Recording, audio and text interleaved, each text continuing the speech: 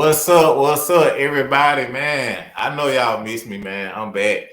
Welcome to another episode of Can You Blame Me podcast, man. You know, we doing it virtually right now, man, due to the, CDC guidelines and the pandemic restrictions, you feel me? Y'all gonna see more of this. But anyway, I got a very special guest with me today.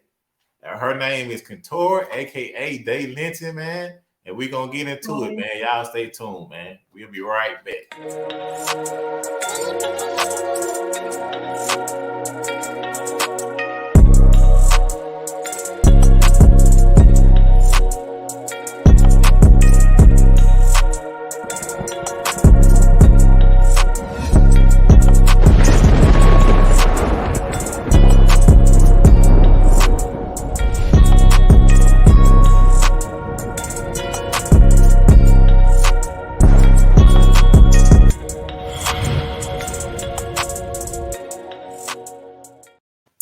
Yes, indeed, man. Welcome back to the show, man. Hey, look, I got a very special guest for y'all today. She goes by the name Kentura, aka Dae Lenton. And look, I had to do my little research on. Let me just tell you, man. Look, she's a #1 Christian, and she's here to speak about anything that needs to be said. No judgment zone. She appreciates the ones who speak their truth to have some fun. She loves talking about everything and anything. Tune in. I promise she won't let you down, man. The one and only Kentura in the building. Hi, y'all. Hi, God bless. How is everybody doing? Man, Kentura, aka Dae Lenton. You feel me? Y'all can check her out. Y'all make sure y'all go download the Stereo app. You feel me? Exclusively on Stereo. She get deep. You feel me?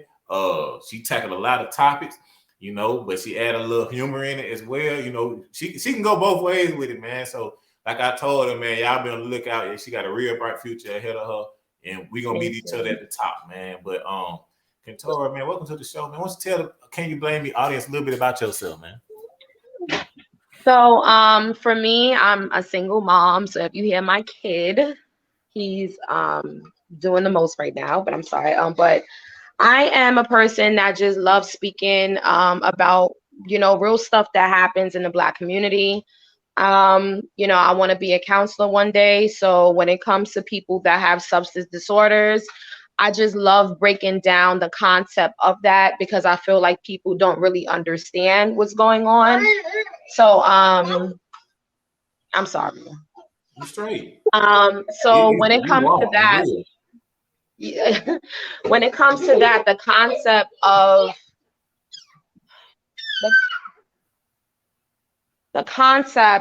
that, I feel it just, I'm sorry, just this happens all the freaking time. I'm so sorry. You good, man. Look, man. The motherly duties never stop, man. It's just the life of a single mom, y'all. You feel me? It's a 24-hour job, and I'm sure a lot of y'all understand. A lot of y'all do understand. We done had shows together.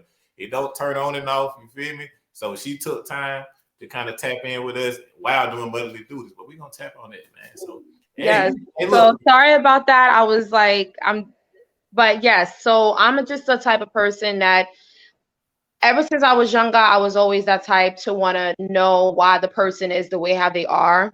And I feel like that definitely can change the world when people actually want to listen, active listen, and want to change how people think when it comes to just things overall, like even stereotypes, even like just things that people like speaking about. If there's another opinion about it, I feel like that's what makes the world go round, when there's just different opinions besides just one, a person that's more open-minded instead of the next person. But that's okay too. That's why it's balanced. We need people that think one-sided, but then others different one, because that's how the world balance overall. So that's just the type of person I am. Sometimes I do play devil's advocate just to see how the person reacts and the person think.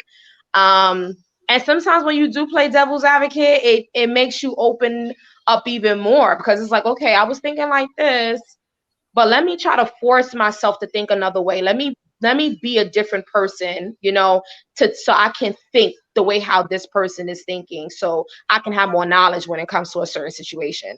So yeah, that's just me. I'm just a girl that's goofy. I could be a little ratchet sometimes. That's just me personally, but I always love switch. I could switch it up. And I appreciate you having me on the show. And Yo, I'm just growing. This is, you know, I'm still new at this, and yeah, I'm just gonna just continue to do what I have to do to be the best person I yeah. can be when it comes to this industry. Man, that's what's up, man. That's what's up. I'm glad to hear that, man. Like I said, you got a bright future ahead of you. You know what I'm saying? Myself and others, we see the potential. So that's good to know, man. A few subjects we're gonna tackle today, man. First, we're gonna get into Squid Games. I don't know if y'all been checking out Squid Games, a very popular series on Netflix, you know. Been getting a lot of feedback from it. It been going pretty viral on social media. I've been hearing so much about it, so I decided to check it out. I Yeah, looked at one episode and I literally end up binge watching the shit. You feel me? me So too. I couldn't stop. And I'm not even a binge watching person, bro. Like it just, but to me it was so good and intriguing that I just couldn't stop. So we're gonna talk about that. We're gonna get into the Dae Chapelle special, the closure, I think it's called. We're gonna get into that, you know, let y'all ask y'all what y'all think about that or what Miss Kentura think about it. And then we're gonna, if we have enough time, I'm gonna ask her opinion about can beggars really can beggars really be choosers? You know what I mean? Can beggars really be choosers? Meaning, like, you know, if you're in a situation where you're a single parent, or if you're in a situation or of giving or receiving, can you do you have the right to say, hey, nah, bro, like that ain't right, that ain't cool? We're gonna touch on that too, man. So let's get into it, man. Squid Games, man. So you got a chance to watch Squid Games. Yes, sir. Mm-hmm. Okay. And what I took from it was basically, aside from the suspense and the drama, it made me think about what people are willing to do for money. You feel me? How the money is ruler of all evil, and your own family, friend, people close to you. If a situation presents itself, ain't no telling what they'll do for a bag of money. Especially if you're talking about $1 billion. You feel me? And in the Mm-hmm. movie, I think it was like 59 billion on the line. You know, Mm-hmm. so what did you take? What was your message that you took from watching that series? Um, I feel like a person would literally do anything for money, and it's sad, but at the same time, I took it that not everybody is like that, because at the end of at the end of everything, even though he won, he still lost. So what I mean is he lost, like he won all this money, but he still lost so many people that he could have had a genuine connection with.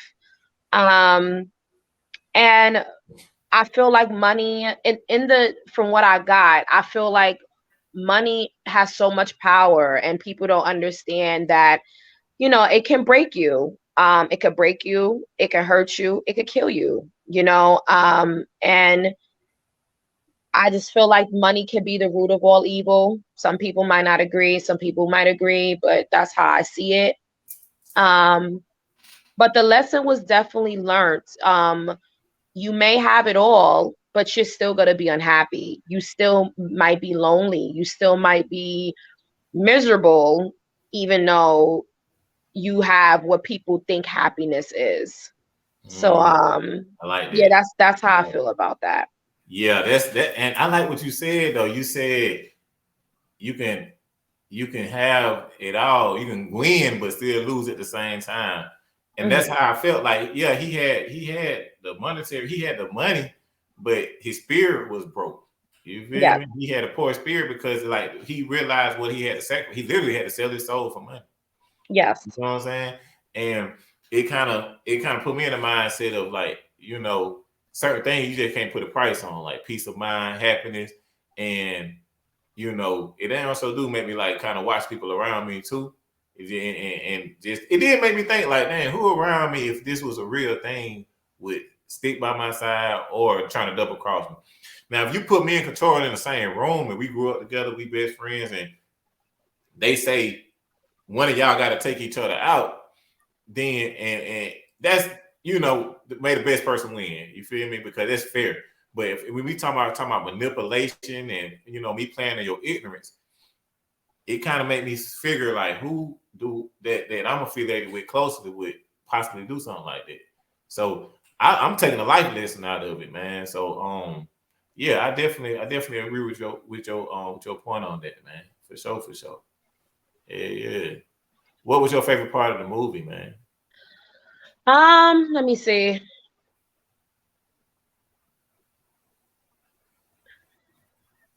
I'm gonna ask you My a better favorite question. part of the show was when they was stepping on them glasses.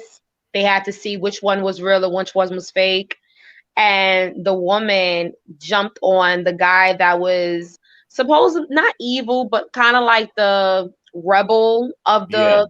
the He had gangster. that rebel character. I'm sorry, Yeah, I wish I remembered his name. I should have yeah. He wrote had a tattoo on all his the face. characters. Yeah, Yeah. My favorite part was when she jumped on him and said, if I die, you're dying with me. We're dying together. Like, and the reason why that was my favorite part is because if you notice in the show, you know, he had sex with her. They had sex with each other. She opened up to him, and she didn't appreciate the fact that he literally just took advantage of her. If you notice, like after they had sex, he didn't want to deal with her no more. So she felt like, what? Like I was just I was just sex to you. I was just like, you just, and he didn't care. And he she told you. started to say to herself, you know what? Like I need to gain my power back. So I might look like a villain in other people's eyes or annoying in other people's eyes, but I'm a win. I'm a win. And I'm a proof to him that I'm much more worth than just sex. That's how I took it. So when it was time for them to actually battle each other, and she said, listen, if I'm dying, you're dying with, like, basically like, you took advantage of me, you're a part of me now. So if I Mhm. die, you're dying with me. We're gonna die together. Yeah, And it's just powerful because if he would have not took advantage of her or been honest with her from the jump, he probably would have stayed alive. She probably would have never had that agenda towards him. She probably would have tried to help him, but that's just not how the storyline is. So I yeah, just felt like it was not karma, but it's kind of like that's what you get for taking advantage. Like if you was nice to her, she would have never killed you. Like she literally took her own life with you. Like she's like, look, you're not winning. Like if I'm dying, okay, you're gonna die with me. You're not winning this game. Like that's how deep it like she literally said, listen, like you're not gonna win this game at all. At all. If I don't win, you're definitely not winning. And I'm gonna make it known. So the she fact that made I it don't known. know if I'm really gonna win this game when it comes to the, overall, I'm just gonna just take you with me. Period. Yeah, and I took from it, man. You can never play with a woman. You know what I'm saying? Emotions, man. Emotions. That and shit can backfire on you. That's what I learned from that, man. Yes. Which I already knew. Just reiterated that. My favorite part of the movie was at the end when I guess the plot twist when I seen the old man was the mastermind behind it. Yes. It all. I was like, well, damn, man, that's crazy, bro. But he was dropping, even though he ended up being the villain, he was dropping gems throughout the movie. You know, He had a like yeah. he had a purpose. He had a reason behind why he was the way he was. Mm-hmm. And this is why I always say like sometimes you have to listen to the villain's story. The reason why they become the way they become because they have a story to tell. And sometimes you just got to sit down and listen and think, okay, why this person is the way how they are. You know what I'm saying? So it's interesting how he told the guy, the main character, why he did what he did. And it Yeah. was a story behind it. And if you really think about it, it's like, can I really be mad at him? Even though he killed so many people, hundreds of people, Right. can I really be mad at him because he's proven a point? Even though that's messed up to say, it's messed up that he killed people, but it's like, Right. can I really be mad? He proved a point because technically he let them go. They had a chance to leave. They Right. had a chance to leave. They didn't have to come back. and they came back because of the money, because they feel like they needed it. They needed to provide. See, that's the messed up part about it. You are going to do things that you feel like you would never do.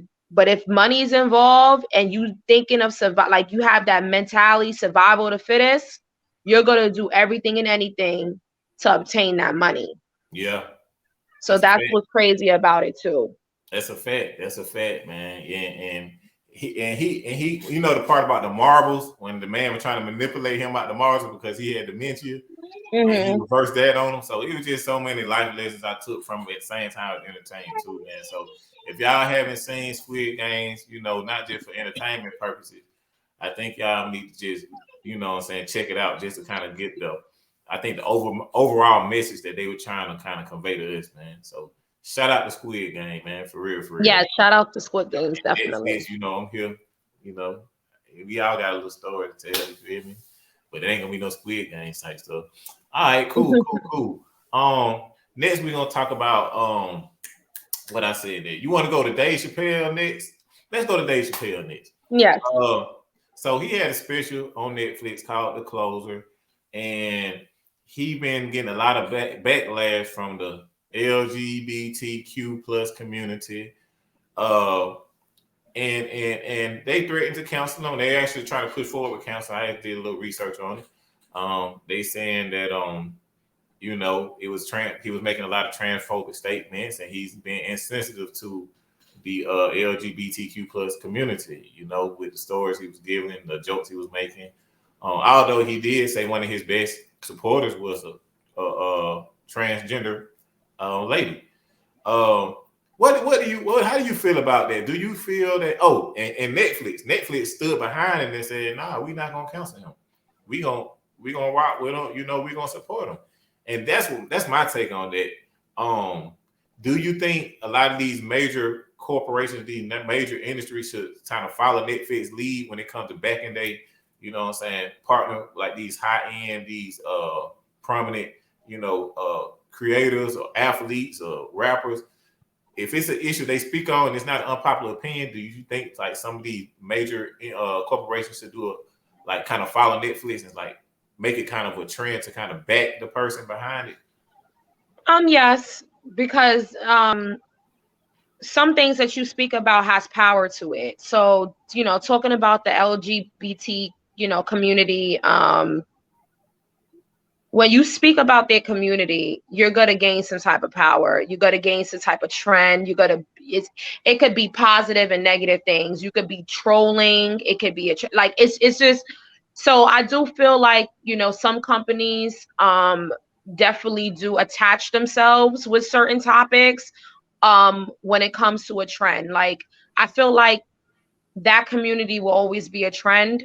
I don't know why. I feel like, actually, I know why. But I'm not gonna get into. I know why. Tell us why. I want to know why. I feel like it's another way to have somebody have power besides the Black community. Exactly. So even though there are all race that's in that community, particularly, is the community in general. It's not specific. It's the general topic of that company, of that community. Sorry. Mm-hmm. They don't want to give us that same equality. They don't want to give us that. And I noticed that when I listened to the show, you know, what Dave Chapelle was saying, and I completely agree with him. I wrote down so many notes. He dug deep. And when it comes to that particular community, when you even say one thing, people think it's homophobic, and it's not. Yeah. It's the same thing with racism. If you say one little thing, you hate that particular race now because you said one little thing and you realize is the truth. Yeah. But they feel like you shouldn't have that power to speak about it because look at who you are.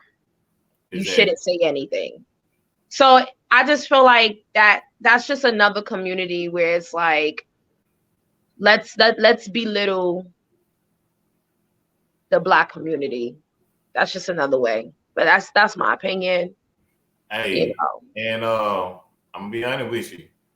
I'm 100% agreeing with you, man. I spoke on it before, and I just want to applaud Netflix for standing behind Dave Chappelle because Yes. really, I'm gonna be a little bit more brutally honest.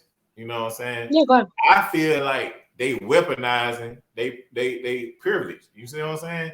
It's like a form of bullying in a Yeah. way. It Yeah. started off as just a fight for equality and equal treatment, but now it's saying like it's turning to if you don't agree with us or you don't, go along with what we say, like to go along, get along, like Kwame Brown say, then we're going to automatically give you these derogatory terms or deem you as being homophobic or hateful and just use, and then we're going to cancel your ass too. So it's either get with us or get ran over, and I don't appreciate that because I don't like bullies, And I honestly feel like as a straight male that if I say, if I see a trend, and I literally had conversations like this. Mm-hmm. People are asking in the group conversation, hey, if you see a transgender person that come to you and give you a compliment and approach you, um, how would you deal with it? And I told them how to deal with it, like respectfully say, hey, yeah, thank you, but no thanks. I respectfully decline. And then they'll try to twist the narrative and say, well, are you doing it because he's transgender? Yeah, I am. But that don't Yeah, make you have every right to and I got every the right to motherfucking say right that. to. Yeah. Yeah, I totally am, but I have the right to. That don't make me transphobic. You see what I'm saying? Yeah. So it's like I salute Dave Chappelle for it because he one of the few guys that really, he don't let the money, dictate who he is, and he don't let himself get bought out. And the same principles and standards that he stand on, even with Boozy kind of say some things that kind of shake the room sometimes. But when it comes to that specifically, with the LGBT community, I understand where he come from and I get it.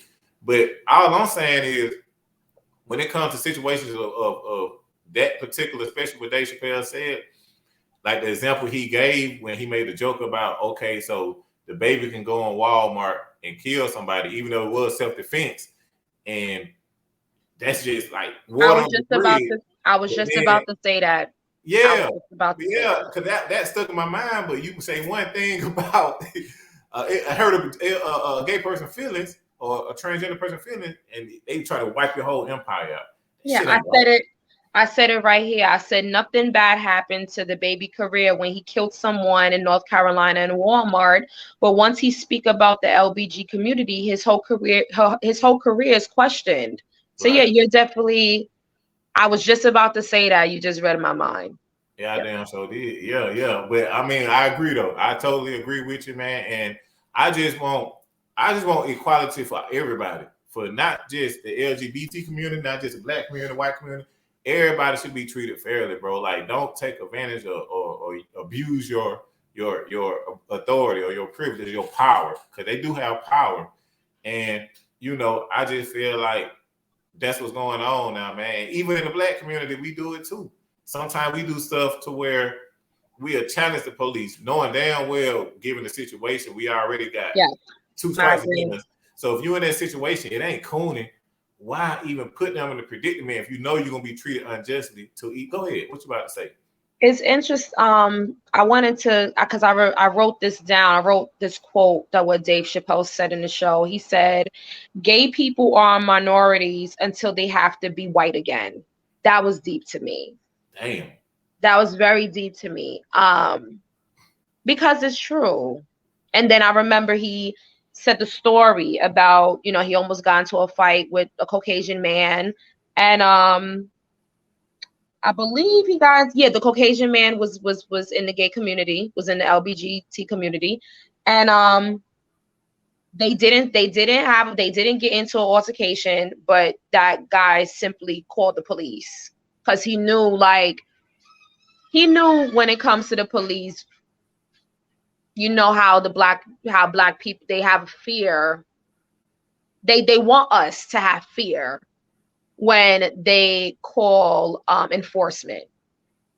So but he got deep, he literally got deep into why he feels it's definitely a privilege. Yeah. You know, people in Yeah. that community is a privilege. It's just like white privilege. And Yeah. it's Exactly. even deeper when you are white Yes. and you are in that community. You're literally the top of the top. Like, you got Yes. bonus points when you Yeah. are, you know, You the super rich saiyan now. color Yeah. plus that community. It's just like nobody can touch you for And real. then to be totally honest, this is just my opinion. Even if you're a Caucasian person, you know how people say white people, you know what I'm saying? People want to be black until it's really time to be black. Yeah. This is the closest thing they're going to feel to oppression to relate to the black person that they probably can, you know what I'm saying, experience. So I feel like, yeah, they're going to take it and run with it because, you know, they know how it kind of feels to be discriminated against, treated unfairly, unjustly. So it's like a situation where if it is somebody of color, they're going to try to equate that to our 500-year battle. You see what I'm saying? But it's still not the same, bro. You know what I mean? So yeah, I just wanted to touch on that, man. Shout out to Dae Chapelle. I Yes. salute it. And to answer my own question, I feel like a lot of these more companies and corporations should kind of get like Netflix and take a stand. You know what I'm saying? Take a stand because this is supposed to be a free country, right? You're supposed to have freedom of speech. Yeah. And I know sometimes it's a thin line with it. But if we saying things and it's not out of malicious intent and it's just out of just purity and we just being genuine, then we should have the right to express ourselves. Everybody not gonna be right and wrong all the time. It's okay to agree to disagree as long as I'm not wishing hate or being malicious. Shit, bruh. If I feel like, you know what I'm saying, you was born a man and biologically you're a man and then you converted, you know, you did what you had to do to become a woman. Mm. That's my opinion because I feel like you still was naturally a natural man when you was born. But you know, not to get too deep into it, but I Yeah. just want to touch on that, man. You said you had some notes. I don't want your notes to be unheard. Anything else you want to add? Um, no, we literally generalized everything. Yeah, I was like, I remember Dave Chappelle said too, you know, they struggle for centuries, but he was like, he's explaining that in the black community, we're just we're just beneath everyone, you know, and it's just not fair. And then I spoke about when it comes to genders, you know, when genders are changed, um, but you still see that particular sex, you can't question it. Like, even if you really don't understand what is going on and you misunderstood, or you are or when it comes to, basically, let's say you don't really know about the transgender community, you don't really have a right to ask questions. You don't No. really have a right to say something because it's kind of like, oh, well, she is attacking me, and Yeah. or even when Dave Chappelle said this, is the same thing regards to the trans gender community. When he said Caitlyn Jenner, became the woman of the year, um, and this was her first year of actually being a woman. He was like, honestly, I feel like women should be offended by that, Yes. and honestly, but if we say that, we Right. Or we transphobic. transphobic, Yeah. so it's just, we can't have feelings for Right. that particular community, and I feel like it just has to change because it reminds me of racism. It really do. It's like, Mm-hmm. if we say something, we are the bad people. We are at Mm-hmm. fault. We are ignorant. Mm-hmm. We didn't heal. Right. Like, they tell us to get over it. It's the same thing. We're fighting Right. the same thing, but a different community. So And that's all I'm gonna say about it's that. and just to add to that real quick, it's about like people just trying to go with what's politically correct and save face and save their brand, save their image, save their company. They don't, and because if these people in these prominent positions, and you know what I'm saying, and this hierarchy got the power and got the following to kind of just, eliminate you down there overnight, then yeah, you're gonna make Caitlyn Jenner the woman of the year. But at the end of the day, you really just doing that because it's, what I'm saying, the thing to do. You kind of doing damage control. That's how I took it. You know what I mean? Because at the end of the day, man, I'm sure it's plenty of other candidates of women that have a much longer story and a more inspirational story, just like Caitlyn Jenner did, that probably been a woman their whole life, and that can kind of, challenge. Look at Caitlyn Jenner's race too. Exactly. So all of it comes in play, man. I'm just tired of the damn censorship, bro. Like, we so sensitive in the times we live in. This just ain't about the LGBT community. We just live in a sensitive time, bro. You got to walk on eggshell with what you say, how you say it. Everything is, attacking somebody. It's just the times we in today, man. And I guess that's just what it is. But I'm glad we got people like Dae Chapelle and platforms like Netflix to kind of bring things back around so we can kind of be treated fairly. So yes. Yeah, I want to speak on that, man. Another thing I want to speak on, man, we're gonna take a quick break and we're gonna plug you. You feel me? Y'all make sure. Well, you know what? I'm gonna let you say it. I ain't gotta speak for you. You a strong woman, you know what I'm saying? Tell the little people about, the stereo platform that you got your podcast on. So basically, I spoke about this particular topic on my podcast recently, and basically at the end of the podcast, we was speaking about how, like, can beggars can be choosers? Like, can a beggar actually choose, like, what type of I can't think of the word right now. Like, can a beggar actually choose what they? I'm so sorry, y'all. Ezra, please. I'm gonna help you out. I'm gonna help you out a little bit. Yeah, go ahead. Sorry. We were talking about single parents and single moms, and the example she gave was like, if you dating a dude and y'all go out to eat to a 5-star restaurant like Benihana's, Ruth Chris, you feel me? And you know what I'm saying, y'all eating steak and lobster and shrimp, and he offered the child McDonald's. Oh, I'm sorry. I should have generalized it. I thought we was talking about the other part with the beggars can be choosers. Yeah, so, I'm bringing this, no, because this I'm bringing it all in.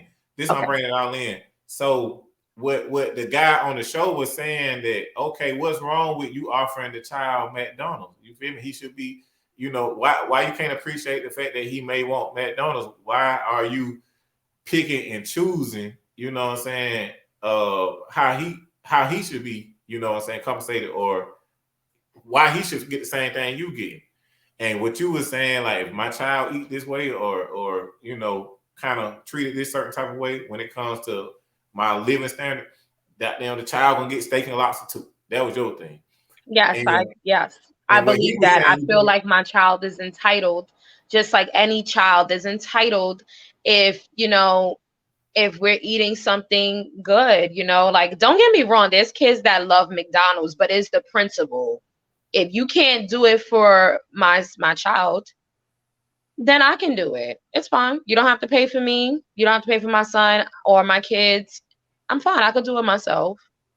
And I won't be offended neither. I just know now what category to put you in mentally. Now I know, like, okay, you're not a person that I can actually take serious. You're actually a person I can just and keep it pushing, or right.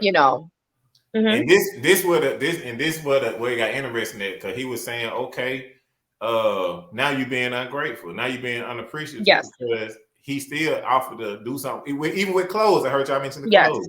He said whether he buy you hand-me-down clothes or it might not be the high end, but he still provided. That's something he didn't have to do. Mm-hmm. But you look at it like, well, don't just do the bare minimum because you can. If you can do much, afford much more. Just because it's my child, don't treat him or compensate him any less. That's not cool. So that's when he came back and said, well, beggars can't be choosers. And Yes. that's why I'm bringing this all around. You Yes. gave an example with a man on the street. Like if you gave him a quarter and you had $1,000 in your pocket, you know what I'm saying? Like that's not right to give him a quarter. I feel otherwise. I feel like if I mean, honestly, I'm being devil advocate, like you said. I'm playing devil advocate. Because honestly, if I had $1,000 in my pocket and I seen a man on the street ask for some money, personally, this me, Raphael. Mm-hmm. I mean, shit, I probably give him 50 to 100. You feel me? Like shit, you know, I probably give him 50 to 75. I probably at least give him 50. You know, if $1,000 ain't nothing for me to have, and I know I can make 1,000, it's just pocket change. Ain't even nothing to give him $50. I get that. But for sake of conversation, for sake of argument, even if I did give him a quarter, I mean, to your point, if I get 3 more people to give me a quarter, I can buy a pack of noodles with that. You feel me? And 3 packs of noodles. So, you know, a penny saved is a penny earned. A quarter is better than a dime. A dime is better than a nickel. So, you know, to say like the person that should have the right to feel ungrateful, you got the right to do anything. But at the same time, is out the kindness of my heart, you know, regardless of how you take it, you know, to give you something. And I still gave. How you take it, that's on you. So I can understand what dude was coming from. He was like, I may have gave you less than what you feel like you deserve, but at the end of the day, you got 30, hundreds of people walking right past you a day, not even giving you nothing. So I kind of agree with him on that.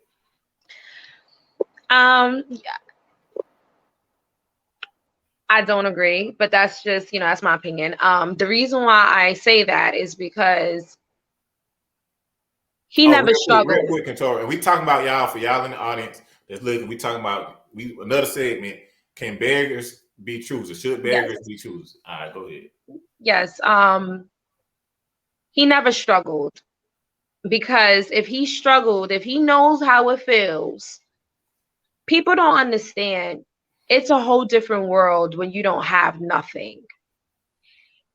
You literally have to numb yourself to beg to people you do not know out in them streets, because they know, dumb beggars know that they are not a human out there in them streets.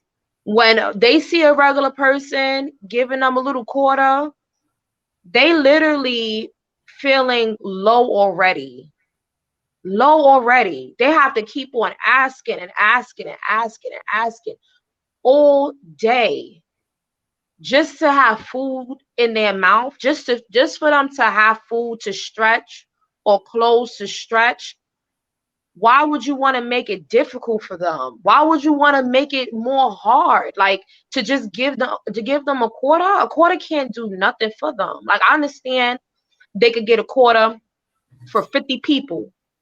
50 people, and they could get a good meal that day, or they could even stretch it. They could stretch a couple of meals for the days.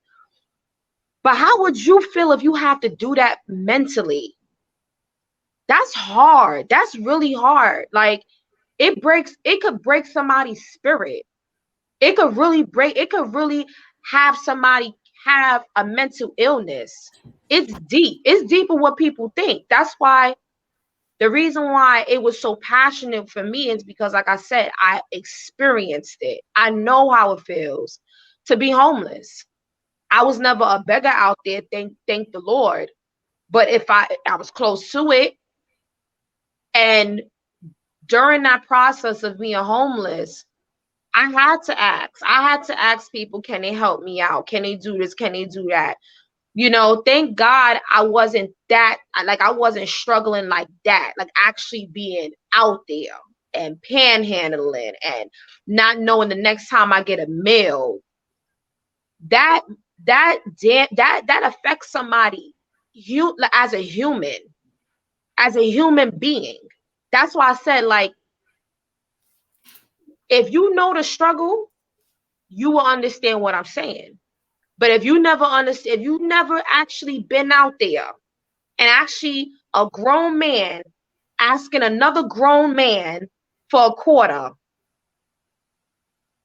that's really hitting. That breaks a man's spirit, even being a man. Just imagine a grown man asking for money from another grown man. Just imagine that. And then all of a sudden, that grown man gave him a quarter.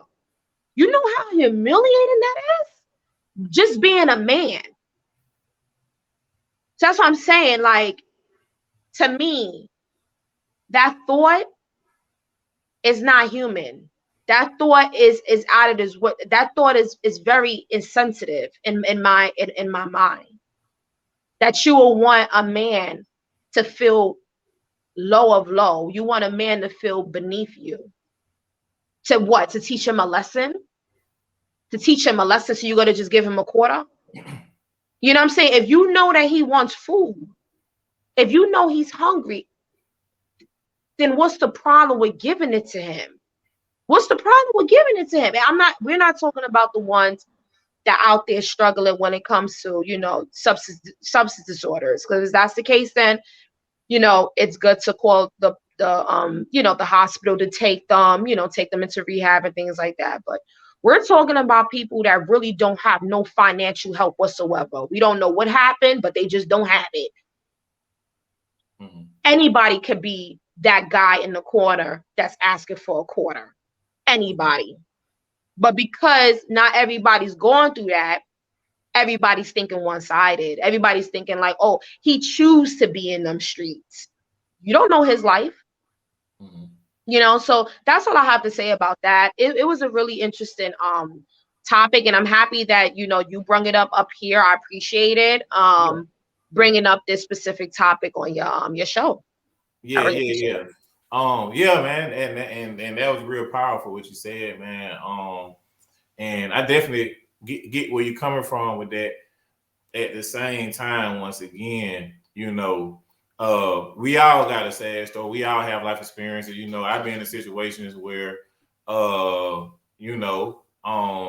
had to panhandle. You know what I'm saying? Or I wouldn't say panhandle, but I was in a situation where I had to sell things on the street, for $5 or $10, and it very uncomfortable. You got people telling you, hey, get out my face, and making you feel less than a man or less than a person. It does do something to you. But at the same, shameless plug. I talk about it all the time. Y'all make sure y'all check out my boy Speak Up Sis. Shout out to Angel Podcast, featuring Reginald Lowe, which is one of my personal homeboys. He literally went from being homeless to now he's on his way to being a millionaire. He telling the story. That's one reason I'm putting the business out. He told the story. You know what I'm saying? I think he like at 500 now or close to it. What I'm trying to say is I literally, used to go down to Pine Street down here in downtown line. He stayed in the same homeless shelter Tyler Perry stayed in. I used to give him money. But what I'm also saying is, even with my downfalls, when I had in vulnerable situations, I had to go to people and ask them. I'm not equating this to being on the street, but damn sure close to it. When I had to go to people and ask for $10, $20, or like I said, literally just, what you call it, solicit items on the street and, get ran out of stores and just doing shit just to get $25 or $50 for the day. I don't have to do shit like that. No one don't come from that type of background. What I'm saying is, bro, at the whole time, it's a mindset, bro. It's a mindset that I have. You can be broke in your pockets. You know what I'm saying? You can be rich as in, the physical aspect of you can have a physical rich bank account, but you can be broken your mentality. That's why I listen to somebody broke. I'll take my chance of somebody that's broke that got $2 in their pocket, but got $1 million mind, as opposed to somebody who got $1 million in their pocket and a broke ass mindset. So if you take those quarters or whatever it is that you take, regardless if it's fucked up or not, people shitting on you, whatever the case may be, you got to put your ego to the side, bro. You got to say, okay, what can I do with this quarter? All right. If I get 2 quarters, can I buy a pack of Roman noodles or can I go to Burger King? Fuck it. Roman noodles today it is. It's just making the best out the situation. It's making the best out the situation. That's just life, bro. We deal with stuff. It ain't about it's about how you, it ain't a problem. It's about how you deal with it. It's about the solution, how you overcome it. You see what I'm saying? So that's why I respectfully understand what you're saying, but at the same time, I'm speaking from the other side, the other side of it as well. It is depending on the person, depending on their mindset. I ain't talking about somebody who got mental illness or whatever. Yeah, I feel like it depends on the person. So we Yeah. gotta say that it depends on the person. Yeah, because some people really have like a mental illness, Yeah, bro. and some people is naturally honestly Yeah, broken in all aspects yeah, of emotions, mentally, because spiritually, and sometimes it is hard to gain that $1 million mentality, right, especially if you've been out in them streets for yeah, years. It's kind of hard to just get that mentality. Like not everybody has that, unfortunately. So that's what I'm saying. For me, I'd rather make it easier for them so they can see, you know what, there's good people out here that actually will help me. But yeah, at the same time, too, as I'm thinking about it, sometimes people need to fall in order to say, you know what, let me work my behind off. Like you said, let me work my behind off so much to the point I'm not in this position no more. So maybe I do need this quarter to make me feel how I feel so I can do what I have to do. So I yeah, see it. I see it. yeah. I completely agree. It's always like you said. So it's always exceptions to the rule. I'm really just speaking on, you know, from a person who the the person who made the bad decision in their life, and you know what I mean, what it put them in that predicament, whatever that predicament is, they made the most of it. So even if Yeah. I don't have no money, if I'm broke as hell, bro, even if I'm homeless, I'm gonna offer to wash your car, change your whatever Yeah. service I can offer, pump your gas, I cut your get it. grass, whatever, even whatever I service I can understand. offer.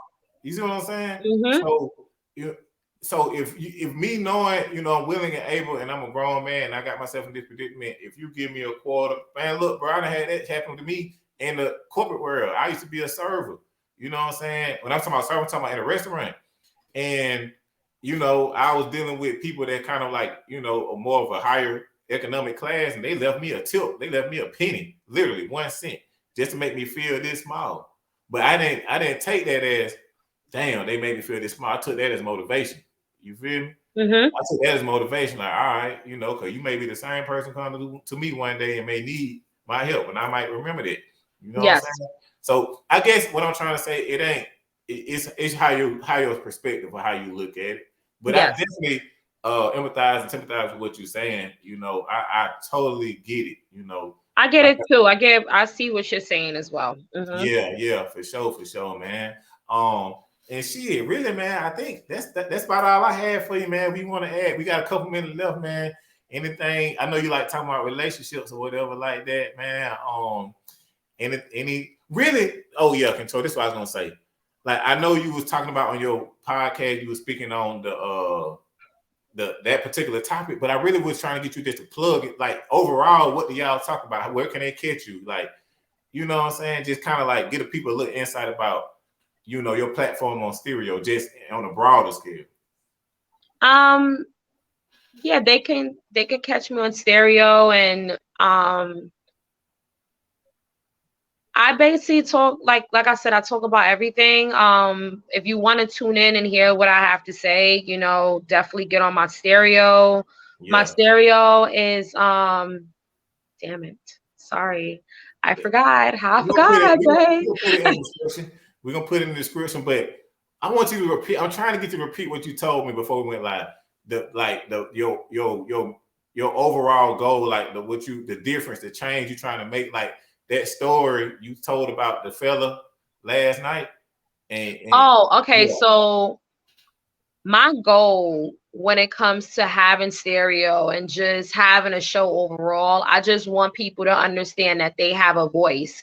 And I want to change people mentalities when it comes to what they're used to thinking, because it's okay to think different ways when it comes to certain situations. That's how you mature, that's how you grow up, that's how you become knowledgeable with multiple things in life, and also humbleness, also finding those emotions that is synced inside and actually get that out. Um, Basically, I want people to see me as their diary. Tell me how you feel about what's really going on with you. Like, what's how do you really feel about certain situations? How do you feel about what happened in your childhood traumas? Like, what happened to you in that incident that somebody took advantage of you spiritually? You know, things like that. And that's just the type of person I am. I just feel like it's time to heal. It's not time to continue to destroy people's souls and mental and emotional and all of that stuff. It's time to heal now, especially with the Black community. It's definitely time to heal. We need to learn how to love properly. We have to learn how to um accept, you know, even negative things that's happening in our life. We have to learn how to accept it and change the negative into a positive and not just stay in that negative place. So with that, yeah, I'm just That was up. that is my motive. That's what pushes me. That's what make me want to be the best person I need to be. As if I change how you feel in a positive way and you heal from that, that's all I want. That's Yeah. all I want when you listen to my shows. That's real. Now and now it makes sense. Now I see where the gift come from. It come from because see, like I said, when you speak, it comes from a different place. And from hearing you talk about your story, you can feel and hear the pain, but also the passion in you telling your stories and talking to other people because you've been there. And I think that's what kind of separate you from just somebody who just speaking just for content purposes or for numbers. Like you really speaking from a place of like, bro, I don't really been through some shit. You feel me? And I'm here to help y'all. And it's like listening to Mary J. Blige music. You dig what I'm saying? But you're doing it in a consoling type of way. And I think you hit it on the head to where I'm trying to figure out like what am I getting out of this? Why am I gravitating to this type of energy? So I just want to say, man, I appreciate you. You got like I said, a bright future ahead of you, man. You're gonna impact a lot of people. I take pride in being early on special talent and you know what I'm saying, special people. So don't forget about me when you grow your I'm platform. not, and don't forget about me because you're already up there. I ain't no. But man, once again, man, I appreciate it. And like she said, y'all can catch her on stereo exclusively on stereo. You know, follow her on Instagram. You know what I'm saying? Her name is Dae Lenton on stereo. Yes. And that's what it is, man. By the way, y'all can catch me at cybmpodcast.com. I'm on all platforms. You know, just make sure y'all check out cybmpodcast.com. It's a one-stop shop. You can get your YouTube episodes, your Spotify, Google, all your audio episodes, your merch, any and everything about Can You Blame Me podcast. I got my Can You Blame Me shirt on today. They have the camera tricking me. Y'all see it? So, hey, y'all just make sure y'all tune in. On that note, man, we finna get up out of here, man. Can You Blame Me podcast is not just a podcast, it's a brand, y'all. We gone, man. Kentura, man, tell the folks, man, you'll see them later. Bye. I hope y'all have a good day and thank For you so sure, y'all. much. For Bye. sure.